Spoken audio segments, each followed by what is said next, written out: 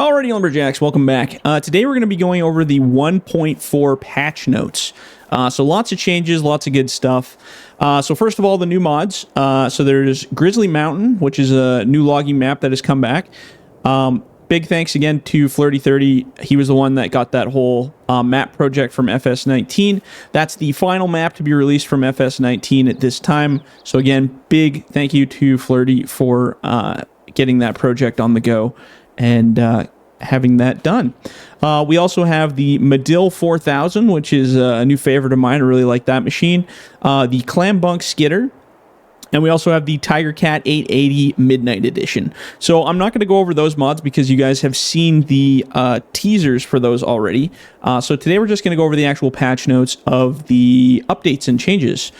So number one, on all maps, they have improved color grading, better lighting, balance, less overexposure, also changed the color of the night. Okay, so basically what's happened is we've made it so that the exposures and the lighting and all that's a little bit better on these maps. In the previous update, everything was a little bit over gammaed. It was over bright, I guess you could say. Same within the cabs. Everything's still very visible. Like, it's not like it's super dark or anything, but the blacks and stuff, colors in the actual like yellows and blacks and all the different types of colors are very more contrasted, a little bit more prominent. In the last update, they were just really, really white and really bright, and it was really, really, it almost looked like everything had like a big glow around it. It was a little weird. So that's all been improved. Same with the exposures, going from like a dark area to a light area. Those have been improved so they're not quite as drastic. You'll find just in general, it looks a lot better. Same when you're loading and bunching, everything's a little bit more smooth. The other thing is the nighttime. So we changed the color grading on the nighttime. Let's see, is 500 nighttime? Not quite. I think 600 is nighttime. There we go. So in previous updates at night, basically what would happen is the game applied this weird color filter to make everything kind of a dark blue. So now when you're working at night, if you turn the lights on in your machine, it's actually more of a realistic kind of color. It's more... I don't know how you'd say it's not it's not overly bright, I guess, like it was in the last update. In the last update, it was really blue. Everything was really blue, and for some odd reason, the colors on the machines like were really bright. So like this looks pretty pale yellow, but they were like super, super, super colorful, like overly colorful, to the point where it looked kind of like a clown show. It was a little ridiculous. Let's go back to daytime here. There we go. But yeah, now you'll just find all the color balances are a lot better. And at night, like I said, when you're working, I hardly ever log at night in this game just because I don't like the way the color schemes are in general. But it just, for those who do log at night, you'll find on my maps, it's a lot more realistic. It doesn't look all weirdly, overly blue and colorful. So that's a big change. Okay, next up, all maps. Better balance on the log weights and physics for the new grapples.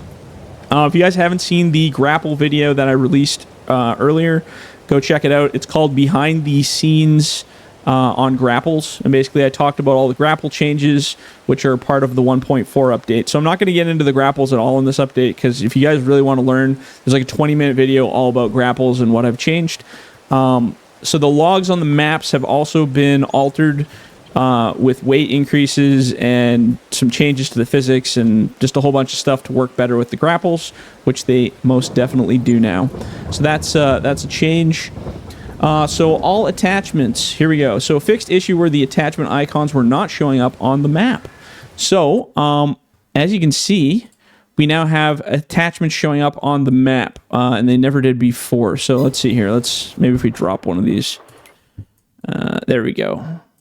So we now have the grapple. So these icons, for whatever reason, were not showing up previously, and now they do.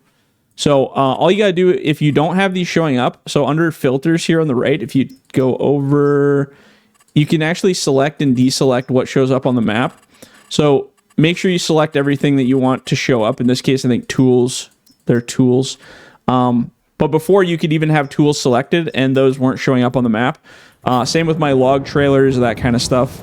All the icons were missing for that, so that is now fixed. All the trailer icons. Another big cool change which I know drives people absolutely insane, especially a lot of new guys. We get a lot of questions on Discord. I have fixed it so that now when you go to attach an implement after you buy it, it doesn't matter which way you are facing your machine, it will always connect to the head. So this is the connection point, right? So when you get that little cue to attach appear at the bottom there, now it doesn't matter which way you're facing, whether you're over here or you're over there, it's always going to show that icon to connect. And basically what I did is I just added a whole pile of connection points to the same grapple that face in every different direction. So every time you connect the machine, you'll be hooked to one of those grapple points. So it just makes it really easy for connecting the heads. You no longer have to fight with them trying to drive your machine around or turn your grapple anymore. They should connect just fine. So that should resolve a whole bunch of issues, and my moderators should love me for that, because that's our biggest question we get from new people is, why can't I connect the head to the machine? So now you can very easily. Okay, so this is another big one. New machine classes. So we now have new machine classes. So we have basically machines that are two versions of the same machine. So for instance, we have multi-purpose machines and buncher machines. So we have a Tigercat 880, or sorry, a Tigercat 822 here. This is the buncher version. So in your actual menu, you're going to have or maybe it will show up in here. Yeah, it will. So in here, we will have different versions. Oh, I'm not in the buy menu. What am I doing here? Okay, so we basically have two classes of machine. You'll have a version of the Cat 551 that has the buncher icon, and then you'll have a version on the other end that does not have the buncher icon. And basically there's two classes. There's a buncher class and there's a multi-purpose or just non-buncher class. And the difference between them is on the buncher versions of the machines, they are specifically made for bunchers. So they have a tilt that goes specifically for the buncher head and down and back. On the buncher versions, they have a longer arm and more of a harvester style setup to them. The heads do not tilt up as far as they do on the buncher versions, so you won't be able to use the buncher head properly with the non-buncher versions. So if you're using a feller buncher, you're looking to buy a feller buncher, make sure you are connected to one that says buncher, right? So buy a buncher type machine for using the feller buncher head. If you try to buy any other type of machine, it probably won't work properly because it won't have the angles. So there's a whole pile of different machines that have the new classifications, and I'm not going to go over all of them. You guys can go look. If it has buncher in brackets, it's meant for bunching. If it doesn't, you can use it for pretty much every other attachment without any issue. I'm sure there's going to be some confusion over that at first, but you guys will pick up on it. That was mostly to give people better buncher options, because in the buncher versions, you can really bring that head in a lot closer, similar to real life, and it reacts a lot more realistically, giving you better range of motion for the buncher head specifically. Now, using the buncher version of the machine for multi-purpose tools such as like Grapples or the processor is not as effective because, one, your arm is shorter, so you don't get as much distance from your machine for harvesting and that kind of stuff. And it just feels a lot different with the way the attachments roll. So I'll let you guys play with that, and I'm sure you guys will figure out the different classifications and what works good. The important thing to remember is if it says buncher in brackets, it goes with this head always. That's basically it. I'm sure we'll get lots on Discord about that. So new classifications, LCMs and LCBs, buncher versions, and multi-purpose. All leveling machines. Do we have a leveling machine here? We do. Okay, so... Oh, also on the multi-purpose versions, some of them are higher, just so you got a little bit more ground clearance for running your processors and stuff. So on all machines that have leveling cabs, and leveling is this feature. Oops, I probably need to hit this button. There we go. Leveling allows you to actually change the rotational angle of the machine itself so that you can work on steeper grades. So now, inside the cab, you'll see that little red line over there. that is now the leveling meter. So as I go back in a different direction, it's kind of like an artificial horizon telling me how far off of the horizon I am. So right now I'm tilted back a whole bunch. Let's straighten this out. So we're tilted back a whole bunch. So my red line is off of the white line. But if I line up that white line and the red line perfectly, oops, back up a little there, then we will be perfectly even and level with the ground. If I push it all the way forward, that line will go way off kilter, and that's to show how far off we are for how much tilt we have. So basically this is just an indicator for people that were having that use the tilter a lot. They were annoyed by the fact that they had to keep switching to this view to see how off tilt they were. So now you don't have to. You have that meter to tell you how far off you are. So fun little feature added to it.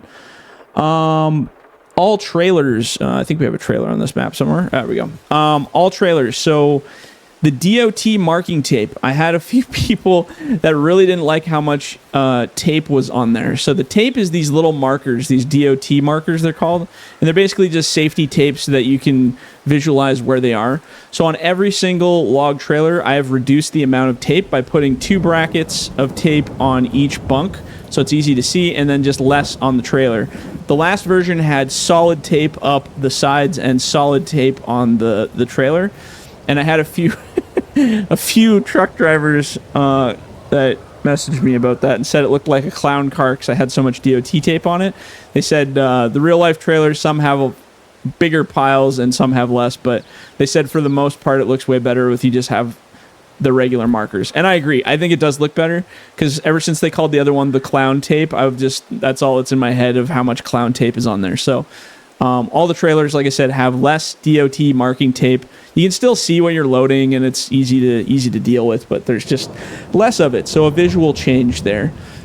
Grapples, not going to really go over the grapples. Anybody who needs to learn about the grapples, I've basically just improved their grab abilities, so they grab a lot better, a lot more efficiently. They roll up a lot smoother, roll into the decks. I'm not going to go over grapples because there's a whole video that's 20 minutes long on grapples. So if you want to learn about the grapples, go watch or even search on YouTube for behind the scenes on grapples FDR logging. You can learn all about what I did with the grapples.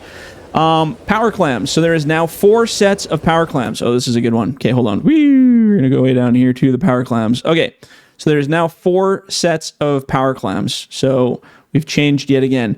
So we used to have a different type of power clam. So we had the WCB, I think it was called, or the whatever the hell I called it, I can't remember. And then we had the main power clam. So now there is a power clam. There's the Power Clam H, which is the new one. There's the Power Clam H with a stabilizer, and then this regular Power Clam with a stabilizer. So these 2 grapples are exactly the same, just with or without stabilizers. So we have this clam, which is the one you guys are used to that's been out there forever. We have the new one, which is a new style. It's got a new claws on it, new base, with no stabilizer. Then we also have that exact same version with a stabilizer, which is the one I was just using. And then we have the old one still with a stabilizer. So not to add too much confusion, but there's 4 sets of grapples, 2 with stabilizers, 2 without, and that's new. So this is the new grapple. I actually really like this guy. It looks sweet. It reacts really well, and it's a monster of a grapple. What we did change on all the grapples, it was good feedback from someone, is that the stabilizers were too short. So I had my stabilizers about, I don't want to say about half as wide as they are now. So before, like I said, it sticks out this way a lot further than it used to, and it's actually really nice for stabilizing long logs better. So when you're grabbing from a deck and you're picking up, you can now use that stabilizer, and it sticks out a little bit further from the grapple so that you can stabilize the logs a lot better. It works really, really well on long logs now, and same with the button top grapple, which I actually think I have on this map. Do I have a button top? I do. So same with this guy. The button top arms are a lot longer than they used to be on the top. The stabilizers, like, again, oops, they're longer this way. And the further out this way they are, the more you can stabilize long logs especially. So if we go, I think I have a deck over here somewhere. There you go. Long load deck here. So just having those ears stick out really far, or well, not really far, they're just averagely far, I guess. You'll just find that you can stabilize your loads just a lot more efficiently when you're picking up logs and stuff. If I can get a good grip on them here. Oop, there we go. So by having them out further, it does stabilize the logs a lot nicer, so they settle and it looks a lot better. Again, having them really close wasn't doing a very good job of stabilizing because it would put pressure on the center and then they would kind of go all over the place. Anyway, I'm not going to go too deeply into that. Stabilizers are longer. That's the important part. Processors. Ooh, exciting stuff on the processors. You guys are really going to like this. This feature is cool. So on all processors, they now have a new manual cutting option for the saw. Very exciting. Very excited about this one. Super excited about this one. Oh, I need to change this. There we go. So there's a new control. So I'm going to find that first. So if you go into your controls and go under this, go to gamepad, scroll all the way to the bottom, there is a new option. Processor saw raise, processor saw lower. Now I used to have this sort of an option for the secondary saw on the processors, but now we have the primary saw that cuts. So check this out. So as soon as you turn on the head, so if you turn on your processor by hitting Bravo, B for Bravo, your processor's live. Now with that saw that I just showed you where to configure, you can actually lower the saw and raise the saw at will. And what that allows you to do is, as long as the head of the machine is on, if I lower that saw, it'll actually cut that end off, which is super, super sweet if you're wanting to clean up your ends or cut off ugly pieces or do whatever you want. Now, it's important, you have to raise it and lower it manually. You can lower it and leave it there. It'll just keep kind of sawing away. So make sure you raise it all the way back up and it'll stop sawing. But it's really nice if you're running logs and doing cuts and stuff. So if I run this log out, it's like, okay, well, I have this much left, so I can manually run it out. And I'm like, but I don't really want all of that log. And if I don't want to go into my menu and change all my settings for what I want to cut it to, I can actually just give it a quick buck, and then I have that little piece there. And then I can just kick the rest of the top away if I don't want to deal with it. So then you can actually decide if you want to cut smaller pieces into your mix to get some extra wood. It's actually super nice. Or if you really want, and you got a good eye for it, you can actually just manually cut all your own wood. I don't think your decks will be super accurate, but you can do it if you want. Run it out. Like I said, we're not using the in-game stuff at all. I'm just kind of free running wood. This is great if you're doing like pulp crap wood and you just want to like run a bunch of it out. You don't have to keep hitting X to run the logs out. So versus if you run it normally, then it'll run it out. Then you got to hit X, or you can just run it manually to wherever you want and then just snip it yourself. So having that option is super, super, super, super cool. I'm really, really happy with it, and it's working out really good. That saw option is going to come in handy for some other stuff that's coming up in future updates. But very, very cool new added feature. And I think you guys will like it. So make sure you guys do set it. You do have to set it down here at the very bottom where it says FDR. It's number 27 and 28. Processor saw raise, processor saw lower. Otherwise, that effect does not work.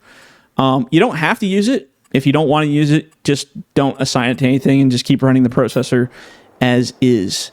Other changes on the processor. Improved knife grabs. So I improved the knives, which are these little grabbers on the back here. So when you go to grab from a pile, they roll up a lot nicer into the grapple. Before they were kind of catching on everything, and people were commenting how it was kind of annoying grabbing logs from the pile. So now you'll find they roll up into the grapple just as these logs are doing very nicely. There's way less sticking. Occasionally you can still get to stick on the big logs if you pinch in the middle, but that's just you operating. You'll figure it out. Learn how to be better. So that's improved, way better. There's a new new cut sound. Okay. So last update, 1.3, I put out a new cut sound for the processor. And I had several people who run real-life Wartop processors say, that doesn't sound correct. Okay, they didn't say it like that. They said it probably nicer. But to me, that's how I heard it because, you know, complaints are complaints. So I was like, but dude, I actually took that off of an actual video of a Wartop processor. And they said, no, it doesn't sound right. And then two guys sent me videos, which I appreciate, of the saw effect. This is what it's supposed to sound like. And I was like, okay. So I took that sound, I put it on there, and I sent it back to them, and they said, yeah, that's exactly how it's supposed to sound. So this is the new saw effect. And I'm going to switch views here.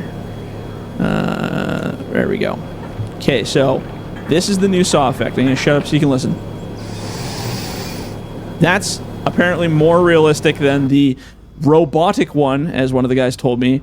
The other one kind of sounded like like a robotic sound effect, and they said that is not how they sound. And I was like, okay.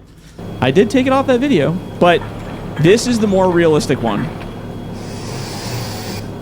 And whatever, it sounds good too. I'm happy with that too. So new sound effect on that.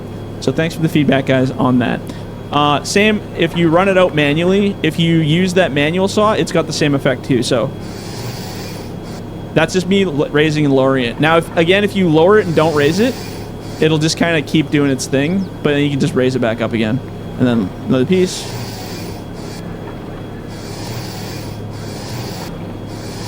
As you can see, because it's a manual version, the sound isn't perfect. It's got a couple glitches, but I mean, you can sit here all day and just run that out and have fun with it. It's a super cool feature. I love the manual cut. The more manual this processor head becomes, the happier Jordan gets, so it's good. So that's it for processors. The last thing we're going to talk about is the Proppack Feller Buncher head. So this is a huge deal because I never realized it, but in the last version of the Proppack head, so Proppack, the company, actually sent me this model. Dave, the guy that runs it there, he sent me the model for it.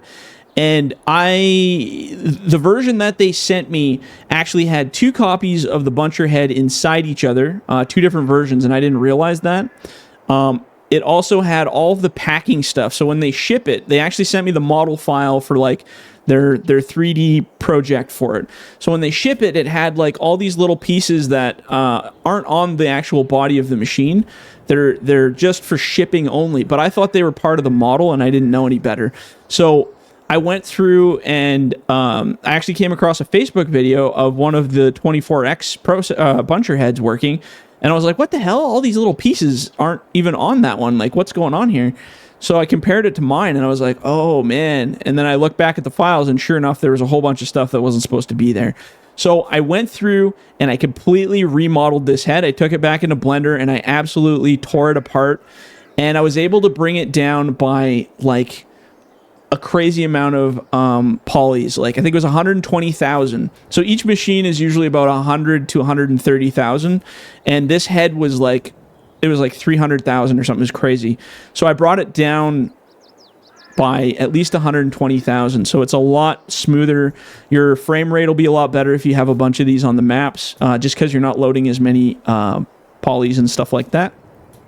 Redid all of the chrome plating on it, redid basically everything modeled. It's completely remodeled, new pins, new bushings, new cylinder pieces, everything's all completely redone. So this is basically the Proppack head the way it was supposed to be on launch, but Jordan didn't know any better. So it's way smoother, it looks better, there's no weird giant square brackets sticking up anymore. On the other version, there was these weird pieces sticking through the front, those were for shipping. Yeah, anyway, it's just cleaned up. The head looks amazing. I added a new rotator bracket piece on the back here. So this piece that goes onto the back has these nice little studs on it, and it actually fits properly into them. That's the other difference with these Buncher heads, or the Buncher versions of the machines. The Buncher versions of the machines have this long, sticky piece on the bottom, this round cylinder, and basically that stops it from making it have a giant gap on the heads. So when you're working on it, it doesn't have, because these have like movement, right, while you're working. So basically just that gap allows it so that it doesn't show like a big nasty hole while you're bunching along. So yeah, completely remodeled. It looks so much smoother. It looks so much more impressive. The head itself is just way nicer. Again, with the matched chrome on the bottom and proper studs and stuff, this head is just a beauty. I'm really impressed with the way it turned out, and the performance is better, so it was a win-win for everybody. So we improved the grab arms so that there's less rigidity on the grab primary and secondary. So in the last update, I did a really quick hot fix on the 1.3 just to fix it. But unfortunately, it had the same effect that the Grapples did, where it was just really rigid. Way too much spring pressure, way too strong. Now you'll find when you're going into grab, it's just a little smoother. It just feels like the grab arms aren't ricocheting the tree into the arms. It just grabs a lot smoother, feels a lot smoother. Same with the cut nodes and stuff on the bottom. The saw plate's been changed, so there's a little bit more forgiveness on the bottom. So in the hot fixed update, I'm just going to turn this head off. You were not able to push the tree through the head through the tree anymore. So, geez, let's line this up first here. So right now I can push this saw right into the tree, like so. In the last update, I actually made that spring plate on the bottom way too strong, so that you couldn't actually do that. So then lots of people were kind of ricocheting their trees away from themselves. So now, if I turn this on, you can actually push your head right through the tree as you're grabbing it. And that's way more realistic to real life, because that's pretty much what you do in real life is you're cutting into the tree. So again, let's do this one here. So I can push right through the tree and then grab it when I'm through. That's what you should be doing with a buncher head. And it doesn't, I haven't had any hang-ups on the bottom or any kind of weird stuff going on. So when you're bunching, just make sure you push your buncher through the tree before you start to grab. I think a lot of people grab it way too early before it's actually made the cut. And then, because I've seen lots of new guys watching multiplayer guys bunch, and they just don't give enough time for the saw to work its way through the tree. And they're doing kind of quicker grabs. Now on little trees, like these are really, really tiny trees, so you can get away with being a little more aggressive with your grabs, and it works pretty well. But at the same time, you got to be paying attention. And less people, I'd say, worry more about your primary claw grabbing than your secondary. So once your secondary is locked, your primary you can open and close all day long, you'll be fine. That secondary one's going to hold it quite well. And when you're going to snap a next tree, make sure you got it first, right? Grab your primary claw. I'm not even touching my secondary claws at all yet. Now you can open it, then you can close it. Just don't panic on getting that secondary set open. And I think too many people, that'd probably be my main advice to people that I watch, because everybody wants to do this, like, you know, really quick snap and really quick snap grabs, right, with your primary and secondary. And eventually with time, you can just do these really quick snap grabs and it works just fine. But if you're new, and I know everybody wants to be fast and super crazy new at first, don't panic grab your trees. Do a bite, close your secondary. Now don't worry about your secondary. Don't even think about your secondary claws. Open your primary ones. Don't even think about the secondary ones. Don't touch them. Focus on your primary claw. Go. Grab it. Okay, I got that tree. Now I can worry secondary claw open, close. But don't panic on the secondary claw, because everybody thinks, oh god, I gotta open that secondary claw so fast so I can put it. Don't.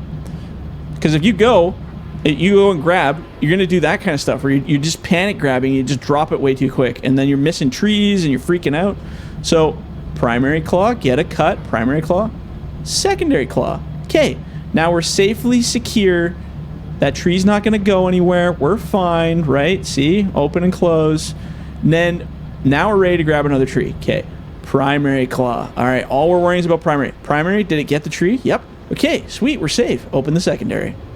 Anyway, I could go over that for hours, but new guys that were having issues, some people were having issues, and they were legitimate physics-related issues, but a lot of guys were also just not bunching properly.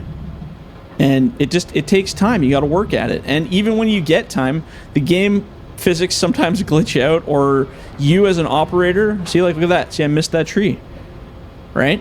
Regrab, try it again. You as an operator, you're going to make mistakes. So slow down if you're screwing up. And then when you get a good flow going, you're going to have a good flow going, you'll be rocking it. So anyway, this isn't a training video. This is supposed to be a patch video. I'm ranting again. So yeah, improved grab arms, improved cut node, plate sliding, all that fun stuff. And I just love the beautiful look of this new Bucher head. Just gorgeous. So that's it for 1.14. I got nothing else to say about the 1.4 update. Everything's just a little bit better balanced. Plus you got some new toys. Any comments about anything or anything weird glitches that you find within the release days? This will be coming out on December 15th, so this coming Friday or coming up Friday. But let me know if there's anything broken, either in the Discord or email me at info@fdrlogging.com, and I will address it if it needs to be addressed. All right, guys, that's enough for me. We will catch you guys in the next one. See ya.